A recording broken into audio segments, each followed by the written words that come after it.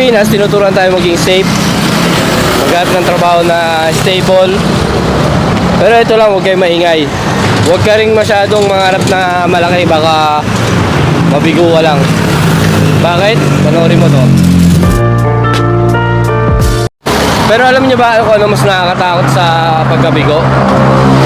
Yung tinatawag na what if. Yung pagsisisi na bakit mo sinubukan nung kaya mo pa. Riz, pag narinig natin salitang ito, parang iniisip natin, mawawalan tayo. Mawawalan ng pera, mawawalan ng oras, o baka mapaya lang tayo sa maraming tao. If you stay in your comfort zone, your risk will grow. If you don't start yourself, your risk, your potential, kung hindi mo itutuloy yung passion project mo ngayon, ang pinagpalit mo sa pinakamahal na bagay sa mundo. Time, hindi mo na pwede may balik ang oras. Ang pera, kikitain mo ulit yan. Ang hiya, bukas, limutan nila yan.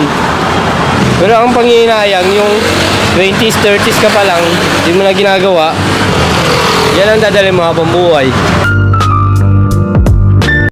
Look, hindi ko sinasabi na maging pabaya ka.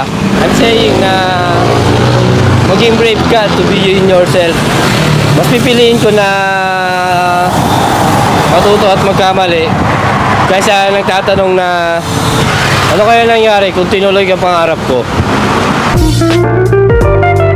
Ang dami sa akin nagsasabi na Kulin, ang hirap ng ginagawa mo. Ang hirap niyan. Ang hirap magsimula ulit. Kulin, wala naman nanonood sa'yo. May answer? So what? Ang goal natin dito hindi lang yung views. Ang goal dito yung disiplina na kahit nakakatakot, gagawin mo pa rin. Stop waiting for the perfect timing. Wala nun. There's only today, there's only this moment. Do you want your pain to be discipline or pain of regret? You choose. Risk it today, you don't regret tomorrow. Work hard, keep moving. See you on next vlog. Bye.